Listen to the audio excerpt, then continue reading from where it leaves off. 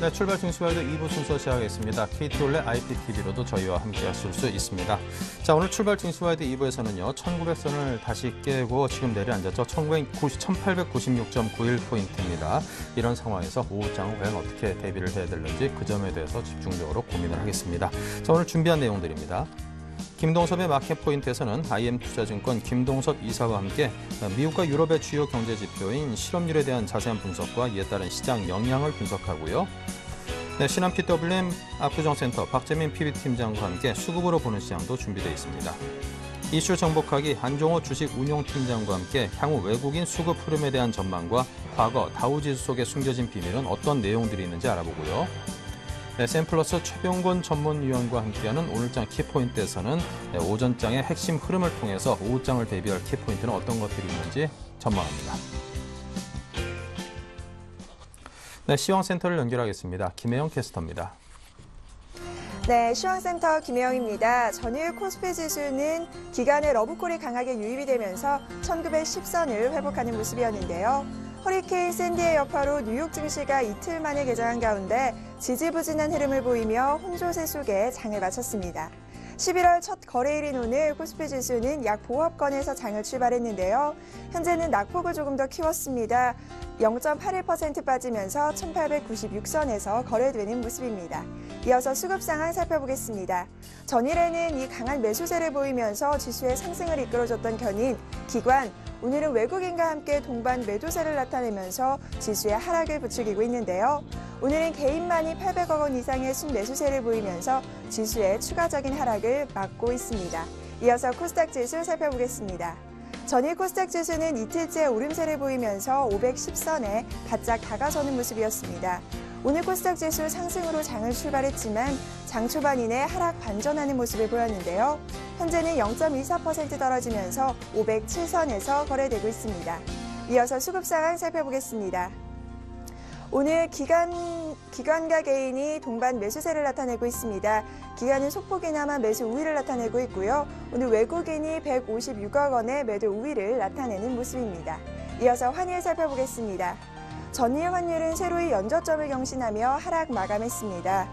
이 수출업체들이 비상이 걸린 가운데 외환당국에서 개입 경계감을 강하게 나타내고는 있는데요. 오늘 환율 하락으로 장을 출발해 현재는 10전 내리면서 1090원 60전에 거래 중입니다. 이어서 코스피 시가총액 상위 종목 살펴보겠습니다. 대체로 약세 흐름을 이어가고 있습니다. 삼성전자가 1% 이상 빠지면서 하루 만에 하락 전환한 모습이고요. 현재는 129만 6천 원, 130만 원 선을 내준 모습입니다. 현대차와 기아차 역시 오늘 약 보합권에서 거래가 되고 있고요. 현대모비스 어제는 상승 흐름을 이어갔지만 오늘은 3%에 가까운 하락 흐름을 보이며 주당 7천 원씩 빠지는 모습입니다. 이어서 다음 장 살펴보겠습니다. 한국전력이 오늘 3.71% 상승 흐름을 나타내면서 주당 1,050원씩 오르는 모습이고요.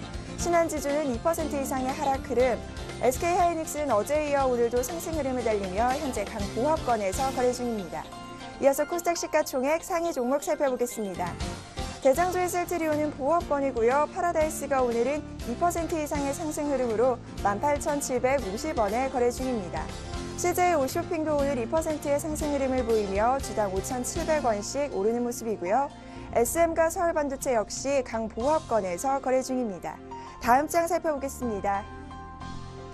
SK브로드밴드는 오늘 약 보합권에서 거래가 되고 있고요. CJ ENM은 어제 하락 흐름에 이어서 오늘 역시 1.19% 빠지며 현재 29,000원에 거래 중입니다. CJ는 오늘 1.41% 상승 흐름 달리고 있고요. 포스코 ICT 오늘 3% 이상의 오름세를 보이고 있습니다. 3거래일 연속 상승세를 보이고 있는데요. GS 홈쇼핑 역시 오늘 4.24%, 4% 이상의 급증세를 보이며 주당 5,900원씩 오르는 모습입니다. 이어서 이 시각 특징 업종 및 테마 업종 살펴보겠습니다. 코스피 지수가 1,900선을 하회하면서 증권주 역시 동반 약세 흐름을 이어가고 있습니다. 삼성증권과 대우증권이 오늘 1% 이상의 하락 흐름을 보이고 있고요. 현대증권과 동현증권 역시 1% 이상 빠지는 모습, 대신증권 역시 1.15% 빠지면서 8,590원에 거래 중입니다. 전자결제주 주가가 강세를 나타내고 있습니다. 3분기 실적 개선에 대한 기대감과 또 다음 달부터는 물건을 살 때 스마트폰을 사용해서 직불결제를 할 수 있다는 소식이 전해지면서 강세를 이어가고 있는데요. KG 모빌리언스가 상한가를 눈앞에 두고 있고요. 다날 역시 10% 이상의 급등세, 한국사이버결제 역시 7.63% 오르면서 13,400원에 거래 중입니다. STX 그룹주 주가가 외저 유치 소식에도 불구하고 약세 흐름을 이어가고 있습니다. SX가 현재 1.38% 하락 흐름을 보이면서 110원씩 빠지는 모습이고요. STX 페노션과 STX 조선해양 역시 약 보합권, STX 엔진과 STX 메탈 역시 1% 이상의 나란히 하락 흐름을 이어가는 모습입니다. LG 패션즈 주가가 하락 흐름을 보이고 있습니다. 이 업황이 부진하면서 실적 부진감도 동반으로 나오고 있는데요. LG패션 현재 6.74% 급락하는 모습을 보이면서 28,350원에 거래 중입니다. 명문제약이 다국적 제약기업인 테바사의 피인수 대상으로 유력하다는 소식이 전해지면서 현재 14.91% 상한가를 나타내고 있습니다. 명문제약 현재 3,930원에 거래 중인 모습입니다. 지금까지 시황센터 김영희였습니다. 네, 계속해서 IM투자증권 김동섭 이사 기다리고 계십니다. 안녕하세요. 네, 안녕하세요. 네, 유로존 평균 실업률이 11.6%로 출범 이후 가장 높은 수치를 기록을 했군요. 문제는 전문가들이 내년 초까지도 이런 실업률이 계속 높아질 것이다라고 전망하고 있는 걸 텐데요. 어떻게 전망을 하시는지 또 시장의 영향은 무엇일지 분석해 주십시오. 지금 유로존 실업률이 11.6%면요. 미국이 지금 8%인데도 지금 문제가 많잖아요. 뭐 대통령이 당선돼야 안 되는 이런 정도가 나오는데 11.6%면 좀 심각하죠. 물론 독일 같은 경우에는 5.4% 정도 되고 또 오스트리아 같은 경우는 4.4%가 됩니다. 스페인이나 그리스의 실업률이 거의 뭐 25%나 25.8% 정도가 되기 때문에 이것이 문제가 되고 있고 또 25세 미만이 53% 정도 되기 때문에 아마 전체 평균을 깎아먹었다라고는 생각할 수 있는 부분인데요. 이 실업률이 현재 상태를 계속 유지하는 상황이 발생하게 되면 경기가 다시 살아나지 않는 한은 기회가 없다라는 생각을 해야 될 것 같고 유로존은 또 새로운 경기 부양책을 할 수밖에 없습니다. 지금 사실 경기 부양책을 해서 미국처럼 자꾸 실업률을 떨어뜨리기 위해 노력을 해야 되는데 긴축을 하는 바람에 사실 실업률이 더 이상 떨어지지 않는 그런 상황이거든요. 그러니까 지금 상황으로 봤을 때는 조만간 유로존에도 뭔가의 어떤 조치를 취해야 되지 않느냐. 그 조치를 취하기 위해서 가장 기본적인 것은 뭐냐면 이 실업률을 통해서 가장 문제되는 나라들 스페인이나 그리스의 어떤 지원, 구제금융 또 이번에 그리스의 어떤 긴축연한 연장이라든가 아니면은 지금 문제가 되는 것 중에 하나가 GDP 대비 부채가 상당히 높아지는데 이 부분을 어떤 식으로 커버해 줄 거냐 이거에 대한 부분을 생각해야 되는 시점이라는 것을 이제 알려주고 있다는 거죠. 이 지표가. 그래서 향후 추가적인 더 지표가 높아진다면 실업률은 굉장히 안 좋게 느껴질 수 있는 부분이 있지만 유로존에서는 빨리 해결하기 위해서 뭔가를 진행할 수 있는 중요한 시그널로 받아들이면 될 것이다라고 생각을 하고 있습니다. 네. 자, 오늘 밤 미국 대선에 큰 영향을 줄 실업률 역시 발표 예정인데 전문가들은 전월 대비 0.1%포인트 정도 오를 것으로 내다보던데요. 어떻게 예상하십니까? 그 실업률 발표가 이제 내일 있고요. 오늘 ADP 민간 고용이 있는데요. 이게 민간 고용을 보니까 기존 방식하고 새로운 방식 두 가지가 있다고 합니다. 그러니까 기존 방식으로 했을 경우에는 16만 명 이상 느는 걸로 나오고요. 그렇지 않을 경우는 거의 뭐 8만 6천 명 정도 이렇게 나오더라고요. 물론 이것이 이제 시장 관계자는 어떻게 받아들일지는 모르겠지만 이 고용이 굉장히 중요합니다. 특히 내일 실업률이 더 중요한데요. 왜 그러냐면 과거에 미국에서 대선에서 그 연임을 했던 사람들의 그 당시 통계를 보면 실업률이 8%를 넘으면 연임 확률이 뚝 떨어집니다. 과거에 한 2명 정도 연임을 했었고요. 실업률이 8% 밑으로 갔을 경우 연임률이 많았습니다. 아마 그래서 아마 이런 것 때문에 지난번에 7.8%가 나와서 뭐 조작이 나오고 이런 부분이 있었는데요. 이게 이제 향후 그 시장의 방향성을 아마 되게 좌우할 거다. 왜 그러냐면 만약에 8% 밑으로 하면 오바마가 일단 표를 많이 받을 수 있는 기회가 생기기 때문에 당선이 가능이 되죠. 그러면 이때까지 금융위기 시점부터 진행했었던 모든 정책이 계속 유지가 되기 때문에 시장의 투자가들은 안정을 취할 수 있는 부분이고요. 만약에 8%가 넘어가게 되면 일단 오바마 대통령 입장으로서 굉장히 부담스러워지면서 롬닛이 표를 더 많이 얻을 수 있는 상황이 발생을 합니다. 그렇게 되면 지금까지 그 저리에 돈을 가지고 투자했던 많은 투자가들 입장에서는 롬닛의 경제정책이 어떤 식으로 바뀔지에 대해서 궁금해지고 거기에 맞춰서 움직여야 되기 때문에 상당 기간 계속해서 관망 태소가 나올 수 있다라는 걸 생각을 해야 됩니다. 그렇기 때문에 사실 시장 계속해서 현재의 양적완화 추세로 계속 끌고 갈 것인지 안 할 것인지 가장 첫 발을 디디는 게 바로 실업률이다라고 생각한다면 이 실업률을 잘 보셔야 될 것 같고요. 물론 꼭 대통령이 그 실업률의 포인트에 따라서 되고 안 되고 그런 건 아니지만 과거 통계상으로 그런 부분이 있으면 또 그 통계를 본 사람들 입장에서는 생각을 또 그런 쪽으로 마인드를 가질 수 있는 부분이 있죠. 그래서 이 부분이 이제 시장에 상당히 중요하게 작용할 것으로 보이고 있고요. 제가 볼 때는 지난번에 7.8 그대로 깜짝쇼가 나오지 않을까라는 생각도 일부 생각하고 있는데 좀 지켜봐야 되지 않을까 싶습니다. 네, 자 그렇다면 오늘 밤 실업률 결과 발표가 어떻게 나올지 그 결과를 보고 전략을 짜야 될런지 오늘장 전략에 대해서도 조언을 주십시오. 어저께 지수가 좀 많이 올랐으면 되게 좋았는데 어저께 못 올라가면서 일단 매물대에 걸렸습니다. 여기가 상당히 좀 어려운 자리가 되는데요. 아직까지는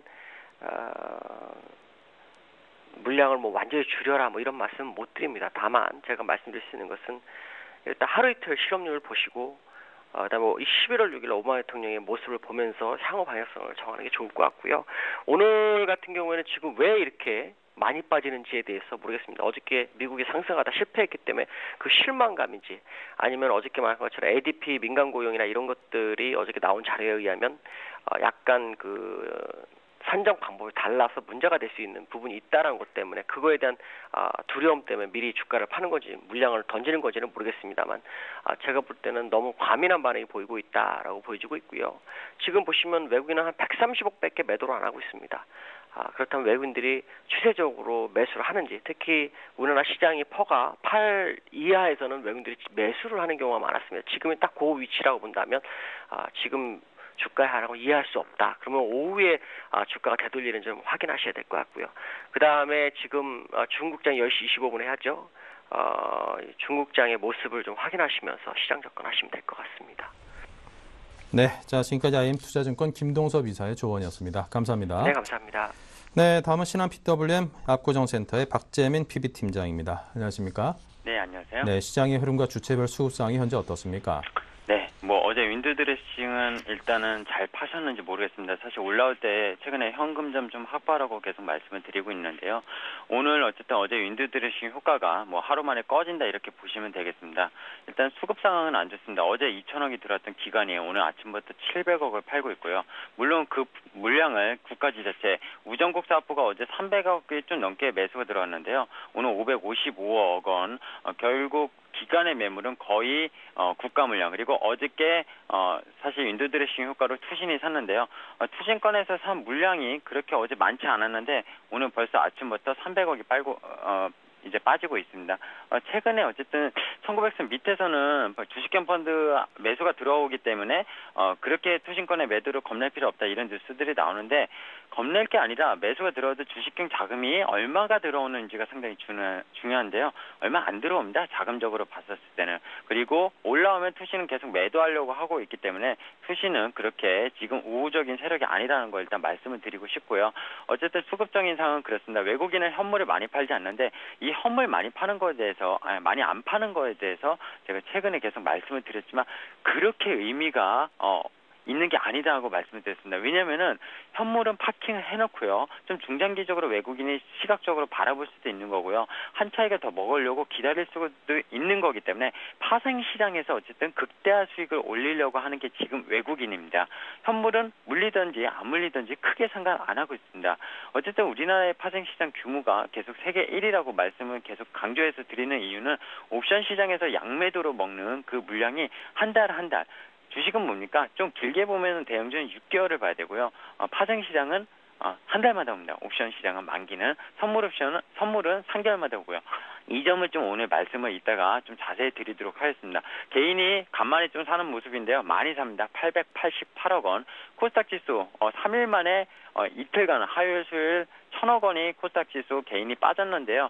오늘 144억 원 사고 있고요. 외국인이 시초가부터 많이 던지고 있습니다. 160억을 팔고 있고요. 기관은 좀 보수적 대응 18억 사고 있습니다. 일단 업종별로 체크를 다시 한번 좀 다시 보면요. 일단은 전기전자 업종으로 외국인이 100억 정도 들어오는데 이것은 그냥 프로그램 물량에 의해서 왔다 갔다 하는 물량이라고 보시면 되고요. 수급적으로 그냥 판다. 현물은 아까 보시지 말라고 말씀을 드렸죠. 기관은 어제 많이 샀던 전기전자 업종 250억 원, 운수장비 업종 300억 원을 팔고 있습니다. 어쨌든 기관이 파는 업종이 계속 내려가고 있다는 점이 상당히 안 좋습니다.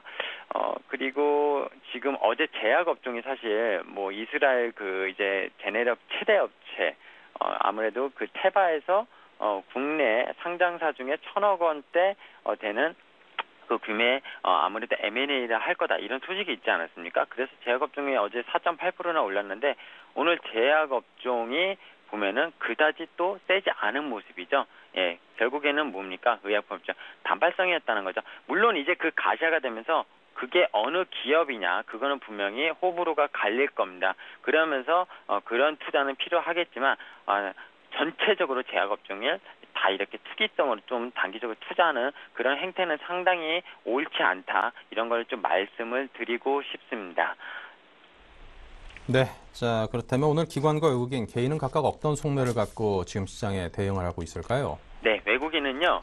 일단 11월 뭐 다 아시는 분은 아십니다. 주식 많이 하신 분은 처음 하시는 분은 잘 모를 수 있는데 12월까지가 사실 거래일 아닙니까? 근데 11월 외국인들 펀드 매니저나 어떤 외국인들 투자 패턴은 연말이 되면은 11월에 투자 수익률을 거의 이제 확보해 놓습니다. 그리고 12월 월말이면은 이제 연말이면은 휴가를 갑니다. 뭐 길게는 막 한 달에 가는 이제 애널리스트들 뭐 이렇게 그런 이제 아무래도 증권사도 많고요.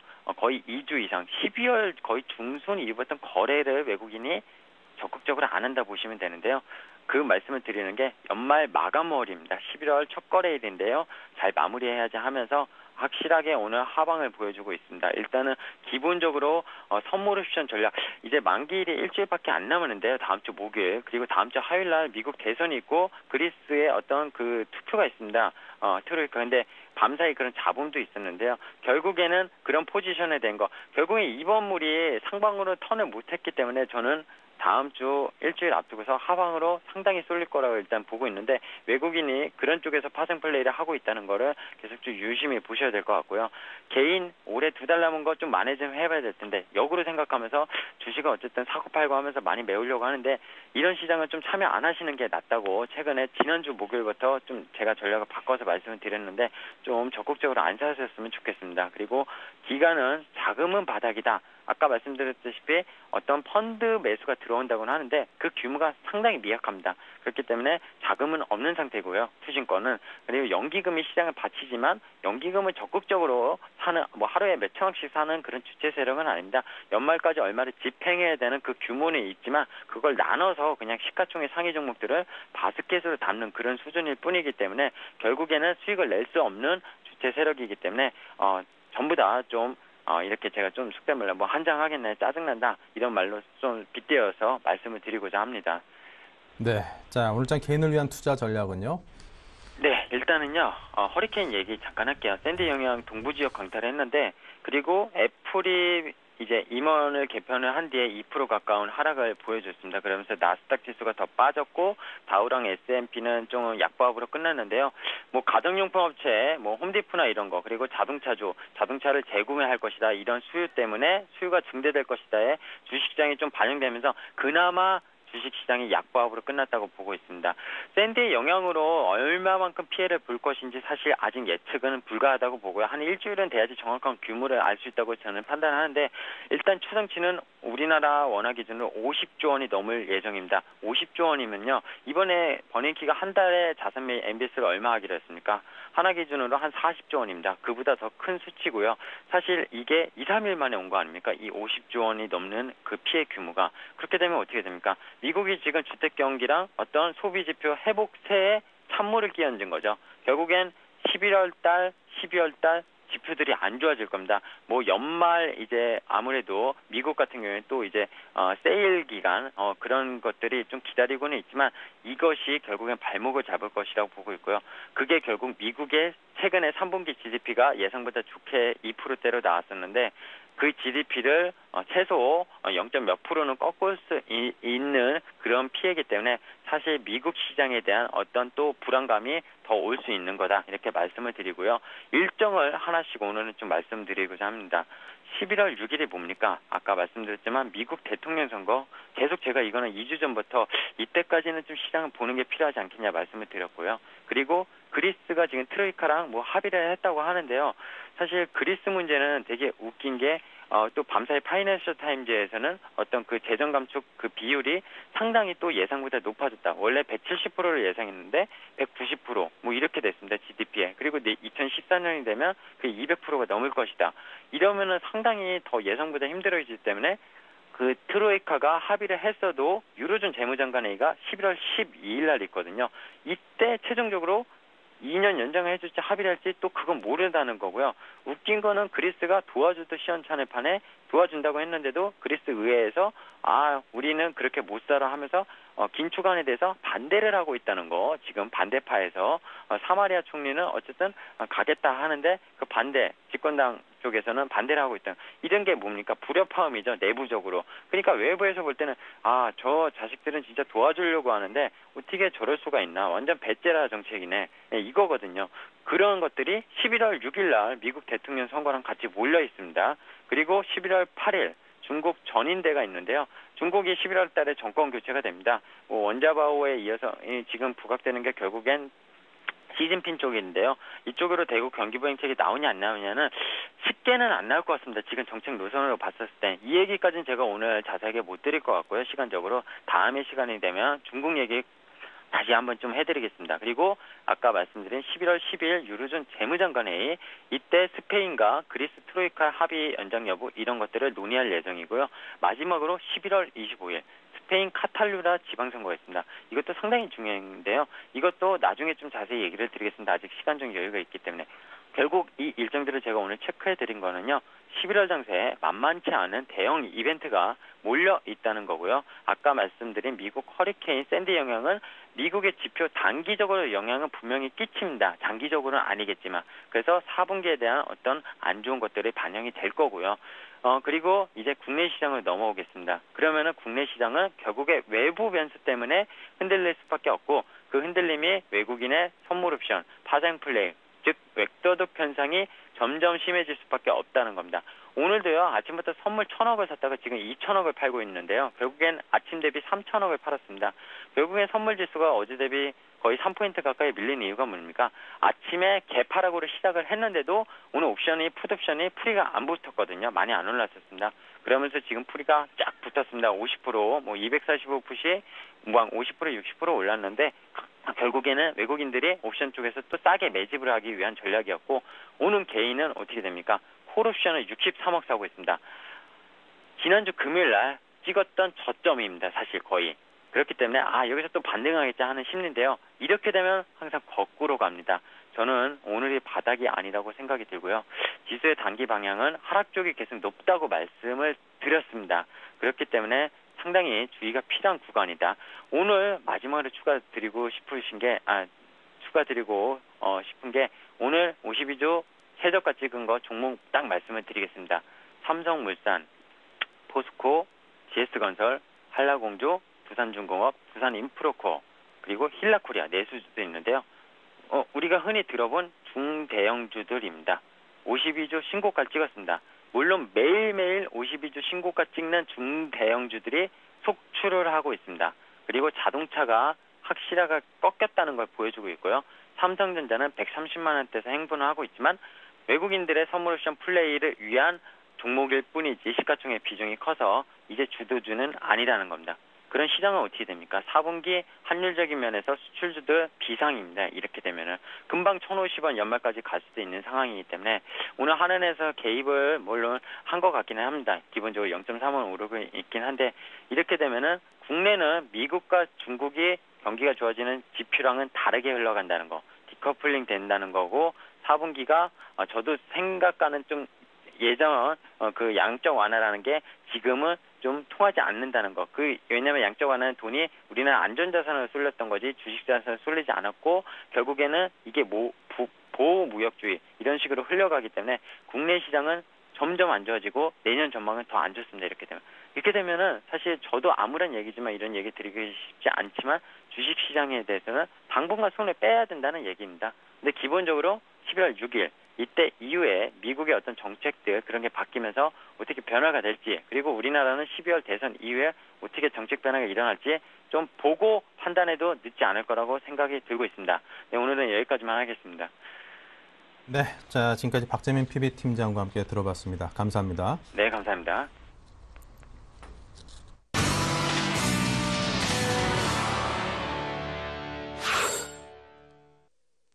네, 계속해서 전문가들의 12자 투자 전략입니다. 네, 5분의 전문가들은 각각 이런 전략을 제시했습니다. 지수 조정 시에 배당주의 적극적인 매수, 코스피 기술적 반등 시 단기 매매, 당분간 1900선 박스권의 등락을 예상했고요. 중소형 제약주의 시대가 도래할 것이다라고 했습니다. 연기금 매수 종목에도 주목하자고 했고요. 네, 관심 업종으로는 각각 중소형 배당주, 의료업종, 전기전자, 제약, IT, 부품주를 꼽았습니다. 네, 오늘은 교보증권 청담점의 최희용 대리와 함께하겠습니다. 안녕하십니까? 네, 안녕하세요. 네, 먼저 현재 시황이 어떻습니까? 네, 이제 오늘부터 11월의 첫 거래일인데요. 네, 11월의 분위기를 파악할 수 있는 날입니다. 10월 중순 이후로 큰 조정이 나오면서 투자자들이 다소 고통스러운 시간을 겪고 있는데 최근 이틀 정도 기술적 반등이 나왔고 보통 월요일쯤 반등이 나올 걸로 예상을 했는데 화요일, 수요일 이틀 반등 나오고 다시 오늘 기관 매도가 많이 나오면서 거래소 1900선을 깨고 좀 흐름이 좋지 않은 모습을 보이고 있습니다. 네, 앞으로도 당분간은 3분기 실적 모멘텀이 좋지 않기 때문에 거래소 시장이 활기를 띠기는 좀 어려운 모습이다. 즉 지수에 기대기는 좀 어렵다는 말씀을 먼저 드리고요. 다만 부분적으로 LG 디스플레이 등 바닥을 치고 반등하는 종목, 즉 실적이 턴어라운드하는 종목 등에 대한 관심과 그리고 최근에 신고가를 기록하고 있는 그런 제약주들에 대해서는 적극적인 매수 전략이 필요한 시점이다. 이렇게 말씀을 드릴 수 있겠습니다. 코스닥 시장은 거래소보다는 조금 더 온기가 있지만 2주 전에 조정을 겪고 나서는 반등이 제한적입니다.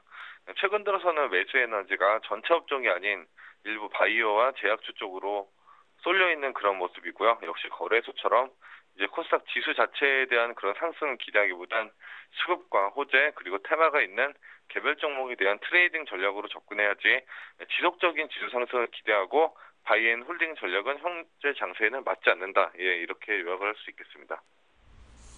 네, 자 오늘 제약업종에 대해서 꼽아주셨는데요. 좀 자세히 듣겠습니다. 예, 오늘은 중소형 제약주들에 대해서 말씀을 드릴 건데요. 네, 최근 들어서 근화제약은 이미 너무 많이 올라서 오늘 한가까지 내렸지만 급등을 굉장히 많이 했습니다. 한독제약을 필두로 제약주들이 강한 상승을 보이고 있는데요. 그 상승 배경을 연구해볼 필요가 있습니다. 근화제약은 알보젠 코리아의 인수로 주가가 3배나 오르는 급등을 보였고요. 최근 들어서 제약사들의 M&A가 가시화되면서 중소형 제약사들에 대한 그런 시장의 관심이 높아지고 있습니다. 또한 신약 개발과 임상 모멘텀 역시 활발해서 이런 경기 불황기에는 음식료품 관련주랑 바이오주의 주가가 간다는 속설이 사실로 확인되고 있는 상황입니다. 연말과 내년까지 좋은 흐름이 기대가 되기 때문에 요즘 같은 그런 조정 장세에는 제약주에 관심을 가져보자 이렇게 말씀을 드릴 수 있겠습니다. 네, 자 그렇다면 관심 종목은 어떤 것인가요? 예, 오늘 준비해온 종목은 한올바이오파마라는 종목입니다. 네, 한올바이오파마는 원래는 의료용 수액을 만드는 그런 수액 전문 업체였지만 현재는 시형 간염 치료제 한페론과 아토피 신약 개발 2가지 모두 다 임상 이상 시험이 지금 진행 중인 그런 제약 개발 업체로 볼 수가 있겠고요. 네, 다시 한번 요약을 해드리면 시형 간염 치료제 그리고 아토피 치료제의 그런 2가지 테마가 있다고 볼 수가 있겠습니다. 임상 이상에서 3상 통과가 되는 데까지는 시간이 적지 않게 많이 걸리겠지만 통과만 된다면 주가는 엄청나게 오를 수 있다. 네, 이런 모멘텀을 기억하셔야 되겠고요. 네, 최근 기간 수급도 굉장히 양호해서 이런 조정 시 매수 전략, 매수의 관점으로 접근해야 될 종목입니다. 네, 목표가는 12,000원을 제시하고요. 네, 매수가는 현재가인 8,700원, 800원 내외, 손절가는 8,000원을 제시하도록 하겠습니다. 네, 자 오늘 한올 바이오파마 말씀하셨습니다. 여러분께서 참고하시고요. 지금까지 교보증권 청담지점의 최희용 대리였습니다. 감사합니다. 감사합니다. 네, 계속해서 오늘의 핫 이슈 정복하는 이슈 정복하기 박미라 아나운서입니다. 안녕하세요. 이슈 정복하기 박미라입니다. 오늘의 주요 이슈들 함께 정리해보겠습니다. 원달러 환율이 단기적으로 1,080원까지 하락할 경우 환해지를 하지 않은 일부 외국인 차익 매수의 청산을 고려해야 한다는 의견이 제시됐습니다. 외국인의 차익 매수는 8월과 9월 만기를 전후해 강력하게 유입됐는데요. 환율 흐름과 외국인의 포지션에 대해서 분석해보겠습니다. 불황으로 대형마트, 백화점 등 주력 사업에서 어려움을 겪고 있는 신세계가 본격적인 신사업 확장에 나서고 있습니다. 바로 신발 멀티숍인 페이리스 슈소스 1호점 매장을 올해 안에 여는 방안을 검토하고 있습니다. 미 대선이 코앞으로 다가오면서 어떤 후보의 당선 가능성이 높을지 월가의 관심이 뜨겁습니다. 그런 가운데 다우지수를 통해 유력한 차기 대통령을 예측해본다는 기사가 나와 흥미로운데요. 다우지수와 대통령 재임의 상관관계를 분석해봅니다. 네, 이슈 정복하기 오늘 순서는 대성투자자문의 안종호 주식운용팀장과 함께하겠습니다. 안녕하세요. 예, 안녕하십니까. 예, 원화 강세 기조가 이어지면서 차익 거래로 유입된 외국인의 포지션에도 영향을 줄 수 있다라는 의견이 제시가 됐습니다. 오늘도 원달러 환율은 1,090원 선이 위태로운데요. 자세한 내용 살펴봐 주시죠. 예, 최근 외국인들이 그 시장의 매수세를 일으킬 때가 통상 프로그램 매수로 접근을 하고 있는데요. 그 프로그램 매수를 하는데 어제 같은 경우도 1920포인트 가까이 상승을 하다가 그 상승폭이 어떤 모멘텀 부족으로 인해서 제한되는 모습을 보였었습니다. 그 어저께는 윈도우 드레싱 있는 날이어서 그 10월의 마지막 날이었기 때문에 윈도우 드레싱도 기대했었는데요. 그 양호하게 끝났던 것 같습니다. 최근 말씀하신 대로 시장의 그 화두는 원달러 환율인데요. 지금 1,910원 정도가 무너지느냐 안 무너지느냐 이런 거에 있습니다. 그 외국인들의 매수를 보게 되면은 그 8월하고 9월에 그 프로그램 매수를 통하여서 3조 6천억 원 정도의 순 매수를 보였는데요. 환율로는 그 첫 번째 들어왔을 때가 1,130원 그리고 두 번째로 크게 들어왔을 때는 1,120원 수준이었는데 지금 이제 1,090원 수준까지 떨어지다 보니까 외국인들의 이제 그 차익 매물에 대한 어떤 그 실현을 하고자 하는 그런 것들이 그 되는 것이 아닌가 하는 우려가 시장에 있는 겁니다. 그 예전에는 그 외국인들이 이런 프로그램 차익 매수라는 것을 갖고 왔을 때 통상 1년에 목표하는 수익률이 한 20%가 넘었던 시절이 있었습니다. 왜냐하면 그만큼 이제 우리나라 국내 시장에서 그 프로그램 매수를 어떤 기법을 가지고 매매하는 기관들이 적었기 때문인데요. 최근에는 이제 국내 기관들도 이제 그런 기법을 다 잘 활용할 뿐만 아니라 외국인들도 상당히 많은 외국인들이 들어오면서 그 서로 경쟁이 치열해졌습니다. 그래서 통상 프로그램 매수로 인한 그 수익 목표율은 이제 7% 내외가 되고 있는데요. 그렇기 때문에 이제 지금 1,130원, 20원에 들어왔던 프로그램 매수는 지금 환차익이 한 2% 정도 되고 있습니다. 그래서 지금 3개월 만에 2% 정도의 순이익이 생겼기 때문에 차익이 생겼기 때문에 차익을 이제 실현하고 싶은 욕구가 있을 것이다. 이렇게 시장에서 우려를 하고 있는데요. 그 최근에 어떤 외국인들의 차익 거래 어떤 흐름을 보면은 그 프로그램 그 선물 매매의 특성상 어떤 포지션을 취했는지는 잘 알려지지 않기 때문에 그것을 뭐 단정 지을 수는 없지만 최근에 어떤 그 선물 베이시스가 하락했는데도 불구하고 매물이 그렇게 크게 출회되지 않는 것을 봐서는 그 기존의 8월하고 9월에 들어왔던 매수세는 환해지를 했을 가능성이 크다 이렇게 보고 있습니다. 그래서 그 결론적으로 말씀을 드리면 그 7월 말에 ECB 드라기 총재가 그 유로 재정 위기 해결을 위해서 최선을 다하겠다 이런 발언을 한 이후에 그 8월 중순에 있었던 옵션 만기일 날 그 단 하루 만에 외국인들이 1.5조 원의 그 순매수를 보이면서 대거 순매수에 나섰었습니다. 그 이후 이제 순매수가 이어졌는데요. 그 물량들은 이제 어느 정도 환해지를 한 것으로 보인다라고 파악이 되기 때문에 지금 환율이 이제 워낙 강세로 인해서 차익이 발생했다고 해서 그 매물로 출회되지는 않을 것 같다. 이런 예상입니다. 네, 다음 소식입니다. 국내에는 ABC마트가 가장 유명한 신발 멀티숍 브랜드이죠. 최근 신세계가 이런 신발 멀티숍 시장에 진출할 거라는 소식이 들려와 있습니다. 유통업계에는 어떤 영향을 주게 될까요?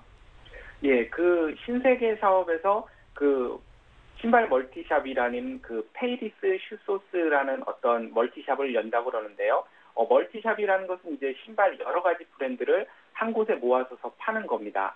그래서 이마트에서는 한번 단독 매장을 열어보고 소비자들의 그 반응이 좋으면 계속해서 확장하겠다 이런 의견을 가지고 계획을 가지고 있다고 합니다. 그 신세계에서는 최근에 들어서 잇따라 신규 사업에 진출을 하고 있는데요. 그 약 10조 원에 가까운 이제 화장품 판매 시장도 잡기 위해서 드럭스토어에도 이제 진출을 한다 이런 의견 그 계획을 가지고 있다고 합니다. 그래서 그 이마트에서 그 멀티 슈즈샵 그래서 신발 장사를 한다고 해서 당장 그 주가에 영향을 미치지는 않을 겁니다. 그래서 왜냐하면 그 이마트 같이 이제 국내 1위의 유통기업이 신발을 판다고 해서 매출에 어느 정도 도움이 될 것이냐, 뭐 그렇게 큰 도움이 되지 않을 것이다, 뭐 이런 생각이 있기 때문인데요. 하지만 이제 생각해 보면 신세계나 이마트가 그 백화점이나 이 대형 마트 같은 사업을 하다가 기존과는 상당히 이제 다른 사업을 하는 겁니다. 그래서 이런 기업의 변신 혹은 이제 진화라고 할 수 있는 것들을 그냥 한번 해보는 것인지 아니면 어떻게 보면 그 진화하는 과정이라고 봐야 되는 것인지 이런 거를 생각해 봐야 되는데요. 비슷한 예로 CJ 오쇼핑이 최근에 들리고 있습니다. 그래서 CJ 오쇼핑이 온리원이라는 상품을 가지고 PB 상품을 팔고 있는데요. 그 브랜드는 이제 백화점에서 파는 상품들하고 디자인이나 품질은 비슷한데 가격이 싼 제품을 OEM 방식으로 하청을 해서 온리원이라는 브랜드로 팔고 있습니다. 그래서 지금 CJ 오쇼핑의 매출의 한 25%까지도 그 매출을 하고 있다고 하는데요. 그 비즈니스 모델이 최근 유행하고 있는 SPA, 그래서 유니클로나 자라나 뭐 H&M 같은 유사한 그 비즈니스 모델을 가지고 있다라는 겁니다. 그래서 이런 것들이 그 어떤 홈쇼핑 회사의 비즈니스 모델이 그 변화하고 있는 거 아니냐 이런 판단을 받고 있는 거고요. 그래서 저희가 뭐 살다 보면은 뭐 인생에서 조그만 결정이라고 생각을 했는데 그런 것들이 이제 인생의 큰 전환점이 됐던 것들이 있는 것처럼 기업에서도 어떻게 보면 그 정부의 규제가 많았던 어떤 대형마트나 신세 백화점 같은 사업에서 다른 사업으로 이제 진출을 꾀할 때 이런 작은 변화가 발전을 거듭하다 보면 나중에는 어떤 국내 시장에서 독점적인 어떤 그 사업이 될 어떤 가능성이 있지 않을까 해서 관심을 가져볼 만해 보입니다. 네, 끝으로 이제 다음 주면 미국의 차기 대통령이 선출됩니다. 어느 후보에게 표가 몰릴지 관심이 뜨거운데요. 재미있는 결과가 있더라고요. 다우 지수를 통해 대통령 재임을 예측해보는 건데 자세한 내용 설명해 주시죠. 예, 뉴욕타임즈에서 그 역대 대통령의 재임 기간을 했을 때 그 다우지수 평균 5% 연간 5% 이상의 상승률을 보인 대통령은 재선할 가능성이 높다라는 그런 보도였습니다. 그래서 그 5% 이상 상승한 대통령 가운데 11명이 재선에 성공을 했고 3명이 패배한 그런 결과가 있었다 그럽니다. 그 다우존스 지수는 이제 그 1884년에 만들어졌는데요. 그 대통령 선거가 있었던 10월 말부터 그 재임 기간이 끝나는 그 4년, 그 후에 4년까지의 어떤 연평균 그 다우지수 성장 그 수익률을 계산했을 때 그 5% 이상이 되는 대통령은 그 선거 당 재선에 그 재선이 잘 되더라는 건데요. 오바마 대통령은 그 연환산으로 계산을 하면은 9%에 가까운 상승률이 있다고 합니다. 그래서 금융위기 이후에 그 워낙에 주가가 많이 빠졌다가 오른 그런 효과가 있습니다만 그 최근 오바마 대통령한테는 어떻게 보면 유리한 그런 어떤 통계라고도 볼 수 있는데요. 그래서 그 다우지수가 이제 주가지수가 높으면 아무래도 국민들이 그 호감이 그 대통령에게 높다 이렇게 표현할 수 있을 것 같습니다. 하지만 이제 한편 월가에서는 뭐 주가지수가 높다고 해서 무조건 그 대통령한테 호감을 표시하지 않는다 그러는데요. 1936년에 루즈벨트 대통령은 월가 금융인들한테 그 사회주의자라고 비난을 받았고 오바마 대통령 역시 금융위기 때 그 구제금융을 통해서 그렇게 많은 은행들을 도와줬는데도 불구하고 도와준 후에 어떤 규제 장치를 마련하다 보니까 월가 금융인들로부터는 사회주의자다 이런 얘기를 듣고 있다고 합니다. 미국에서는 지금 그 롬니 후보와 오바마 후보가 상당히 박빙을 보이고 있습니다만 시장에서는 그 오바마 후보가 대통령을 하고 미국의 상원은 그 민주당이 그리고 하원은 공화당이 차지하지 않을까 이렇게 예상하고 있다고 합니다. 네, 대성투자전문의 안종우 주식운용팀장의 도움 말씀이었습니다. 고맙습니다. 예, 감사합니다. 지금까지 이슈 정보카기였습니다.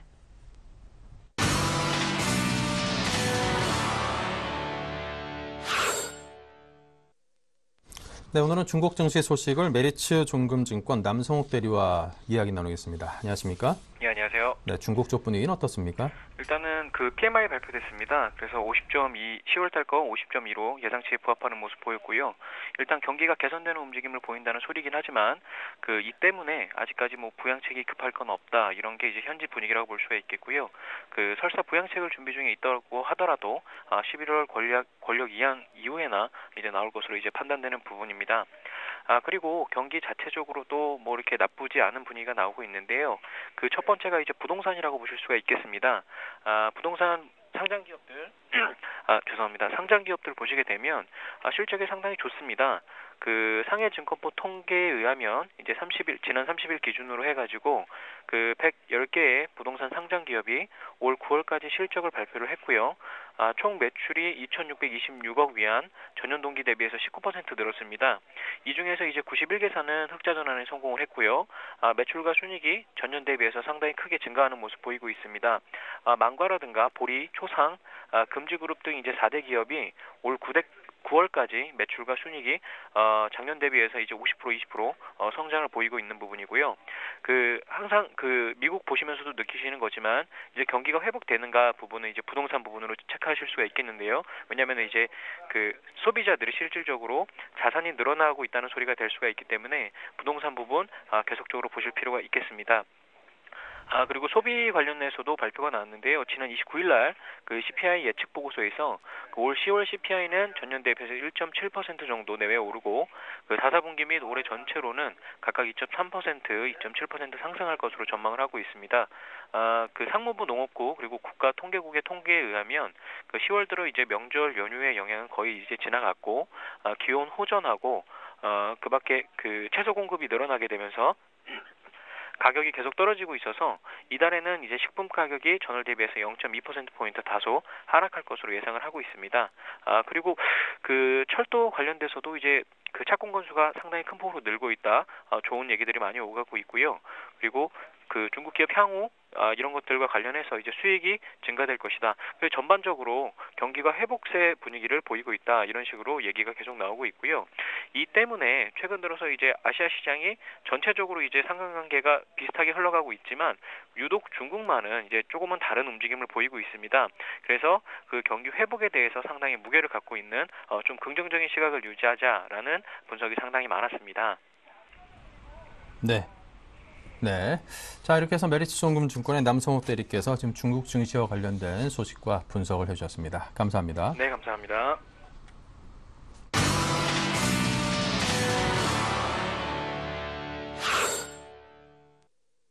네, 자 계속해서 샘플러스 최병권 전문위원을 만나보겠습니다. 안녕하십니까? 네, 안녕하세요. 네, 먼저 오늘 장 흐름이 어떤가요? 한마디로 좀 표현을 해주십시오.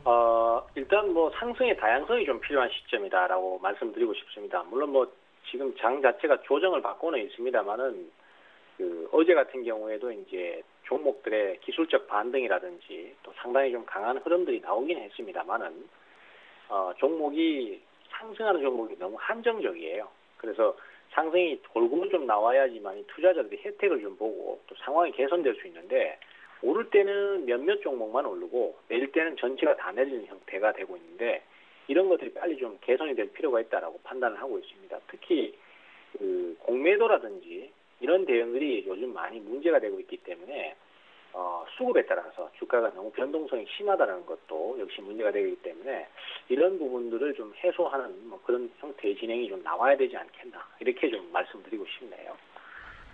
네. 자, 그렇다면 오후장 전략 키워드를 통해서 풀어볼까요? 예, 가장 첫 번째로 지금 현재 IT 관련주들의 강세가 계속 지속되고 있습니다. 오늘도 SK 하이닉스라든지 그다음에 또 LG 디스플레이라든지 또 LG전자 같은 경우에도 상승이 상당히 견조하고요. 이 모든 것이 대부분 다 그 실적 개선의 가능성이나 이런 것들을 보고 매수가 꾸준히 들어오는 상태인데 거기에 대한 원동력이 대부분 다 스마트폰입니다. 특히 LG 디스플레이 같은 경우는 최근에 신고가를 경신하면서 굉장히 좋은 진행을 보이고 있는데요. 그도 그럴 것이 LG 전자에 대한 어떤 그 스마트폰 납품 부분도 있고 또 애플이라든지 이런 데서 신제품이 나온 것도 사실은 LG 디스플레이 제품을 쓰고 있기 때문에 이런 것들이 크게 작용을 한다라고 볼 수 있겠습니다. 그래서 당분간은 앞으로도 시장이 조정을 마무리 짓고 오를 때도 이 스마트폰에 관련된 산업 쪽이 계속해서 성장성을 타게 될 것이다. 이런 부분들을 계속 말씀드리고 싶고요. 이전부터 지속적으로 꾸준히 강조를 해왔던 것입니다. 그래서 우리 투자자들께 제가 과거에도 다른 건 다 잊어버리셔도 되는데 지금은 핵심 화두가 스마트폰이다. 그것만 좀 기억을 하셔라. 그리고 코스닥 시장을 가더라도 역시 스마트폰 관련해서 종목군들이 움직임이 나올 것이다. 그래서 어제도 전자결제 관련주 이런 것들이 대부분 스마트폰 결제를 통해서 나올 수 있는 부분이기 때문에 말씀드렸고요. 또 오늘도 그런 종목군들이 KG 모빌리언스라든지 또 다날이라든지 이런 종목들이 상당히 강하게 상승을 하고 있는 것도 그런 데 있습니다. 그래서 그쪽으로 포커스를 좀 맞추시라는 얘기 드리고 싶고요. 중장기적인 투자도 역시 마찬가지입니다. 지금 자동차 업종이라든지 이런 것들이 낙폭이 크다고 해서 저점 매수를 그쪽으로 가지 마시고 기존의 LG 디스플레이라든지 LG 전자라든지 SK 하이닉스 같은 주식들을 집중하시면 좋겠습니다. 그다음에 요번 다음 주 목요일 날로 이제 그 수능 시험이 앞으로 다가오고 있습니다. 수능 시험을 맞춰서 교육 관련주들의 움직임이 한번 강하게 나올 수 있습니다. 그래서 기존에 저도 아침 방송을 통해서 디지털 대선 같은 주식을 계속 추천을 드리고 있고요. 또 상황 자체도 그쪽으로 포커스를 많이 맞추시는 게 좋다라는 말씀을 드리고 있습니다. 그래서 반짝 반등이 한번 나올 수 있으니까 순환매를 기다려서 대기 매수하는 형태로 접근을 해볼 수 있습니다. 그다음에 마지막으로 경제민주화라는 부분을 또 말씀드리고 싶습니다. 이 경제민주화는 각 후보별로 정책적으로 계속 내놓고 있는 얘기인데요. 거기에 따라서 주가의 움직임들이 활발하게 움직임이 나올 것으로 기대를 하고 있습니다. 특히 테마성 종목들이 많기 때문에 단기 급등 형태의 종목들도 나오기가 쉬운 구조에 있기 때문에 투자자들이 순환매를 염두에 두고 매수 타이밍을 노리는 것이 좋겠다. 이렇게 좀 정리가 되겠습니다. 네, 자 그렇다면 오장 관심 종목은 어떤 겁니까? 예, 오늘은 주연테크를 관심을 갖고 있는데요. 경제민주화 앞서 말씀드렸던 그 관련주로 부각이 최근에 되고 있는 종목입니다. 지금 현재로서는 9월달 정도의 상승이 강하게 나왔다가 그 이후부터 꾸준히 조정을 받았고 그리고 바닥을 다져가고 있는 상태로 그래서 한번 네. 타이밍이 분할 매수를 해보시는 거 좋을 듯해요. 그래서 지금 시장이 아무래도 변동성이 크고 또 종목 자체도 변화가 큰 관계로 한 번에 왕창 사버리시는 것보다는 조정 줄 때마다 조금씩 나눠서 사시는 전략이 좋고요. 변동성도 좀. 네. 네, 지금 화면 연결 상태가 그다지 좀 좋지 않은 것 같습니다. 자, 지금 여러분께 지금 주연테크에 관해서 최병건 전문위원께서 말씀을 해주셨는데요. 키워드에 이어서 경제민주화 관련주로 부각이 되고 있고 그리고 중기 조정 이후에 순환 매수 포인트 등등 조정 시에 분할 매수가 괜찮을 것이다라는 말씀을 저에게 전해주셨습니다. 자, 주연테크 매수가는 1,150원에서 1,250원 사이 그리고 목표가는 1,400원을 제시를 해주셨고요. 자, 그리고 손절가는 시장 상황을 감안해서 900원 정도로 손절가를 제시를 해주셨습니다. 이 가격대 꼭 유념하시고 주연테크에 대해서 여러분께서 접근하시기 바랍니다. 자, 지금까지 최병곤 샘플러스 전문위원의 의견이었습니다. 자, 잠시 11시부터는 종목 상담이 진행이 됩니다. 013-3366-0110 그리고 전화 023153-2610번으로 주시면 감사하고요. 자, 출발 증시와에도 블로그에도 많은 관심 주시기 바랍니다. 조금 전 최병건 위원과 전화 연결하면서 기계적인 결함인지 아니면 통신 문제인지는 모르겠습니다만 좀 연결 상태가 고르지 못했습니다. 그 점 여러분께 사과 말씀을 드리겠습니다. 자, 여기서 마치고요. 저희는 내일 다시 뵙겠습니다. 감사합니다.